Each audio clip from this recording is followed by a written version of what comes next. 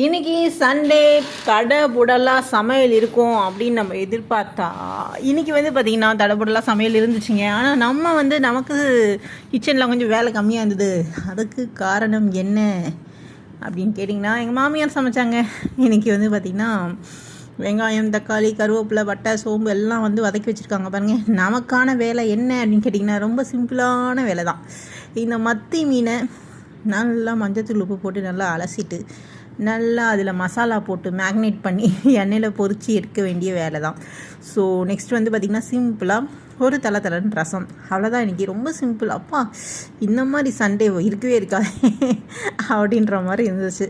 ஆனால் வந்து பார்த்திங்கன்னா நமக்கு அந்த கறி, அதாவது சிக்கனோ மட்டனோ அது சாப்பிட்டா தான் அந்த ஒரு ஃபீலிங் வந்து கண்டிப்பாக இருக்கும் இல்லைங்களா? ஸோ ஆனால் இன்றைக்கி என்ன ஸ்பெஷல், இன்றைக்கி வந்து ஏன் மாமியார் சமைச்சாங்க அப்படின்னு கேட்டிங்கன்னா, இன்றைக்கி மாமியாரோட ஐட்டம்ங்க. அவங்க ரொம்ப ஸ்பெஷலாக செய்கிற ஐட்டம் என்ன அப்படின்னு பார்த்தீங்கன்னா, பாருங்கள், குக்கரை திறந்த உடனே நீங்களே கண்டுபிடிச்சிருக்கீங்க.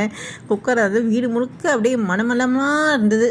அப்படி என்ன மனமா அப்படின்னு பார்த்தீங்கன்னா, பார்த்துட்டிங்களா, இதுதாங்க என்ன குழம்பு. கண்டுபிடிக்க முடிஞ்சுதா? ஓகே, மட்டன் மாதிரி தான் தெரியுது, ஆனால் என்ன மட்டன் அப்படின்னு நீங்கள் யோசிக்கிற ஷான நேரத்தில் பாருங்கள் கண்டுபிடிச்சிடுங்க. இது வந்து குடல் குழம்பு. ஸோ குடல்லாம் நம்மளுக்கு க்ளீன் பண்ணவும் தெரியாது, சமைக்கவும் தெரியாது. சாப்பிட்டதே வந்து பார்த்திங்கன்னா, நான் நாமக்கல் கல்யாணம் ஆகி வந்த பிறகு தாங்க.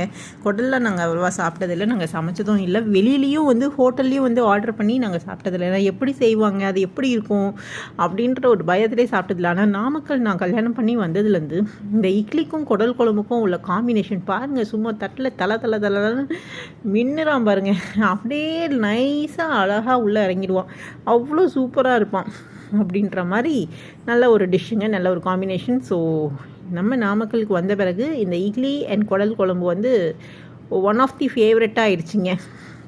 ஸோ நிறைய டிஷ்ஷில் இதுவும் ஒரு பெஸ்ட்டு ஃபேவரட்னே சொல்லலாம்.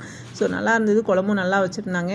ஒரு பொடி பிடிச்சாச்சு. 3 இட்லி, எப்போவுமே ஒரு 4 இட்லி மேக்ஸிமம் சாப்பிடுவேன். பட் இன்றைக்கி வந்து ஒரு 5 இட்லி சாப்பிட்டேன். ஒரு இட்லி எக்ஸ்ட்ராவே சாப்பிட்டேன்னு வச்சுக்கோங்களேன்.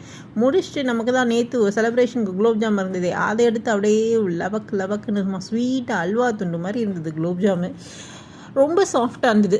அதை எடுத்து வாயில் போட்டு அப்படியே மதன்னு ஒரு தூக்கமே தூங்கியாச்சுங்க. தூங்கி ஏஞ்சிட்டு இந்த மீனை வந்து பொரிச்சாச்சு. மீனை பொரிச்சிட்டு, என்ன இந்த மத்தி மீனில் ஒரு மைனஸ்னால் நிறைய முள் இருக்கும், அது கொஞ்சம் கஷ்டப்பட்டு தான் எல்லாரும் சாப்பிட்டாங்க. இனிமேல் மத்தி மீனே வாங்கக்கூடாதுன்ற அளவுக்கு டிசைட் பண்ணிட்டாங்கன்னா பார்த்துக்கோங்க. நம்மளுக்கு வந்து பிளெயினாக சாதம் அண்ட் குடல் குழம்பு, மீன் வச்சு.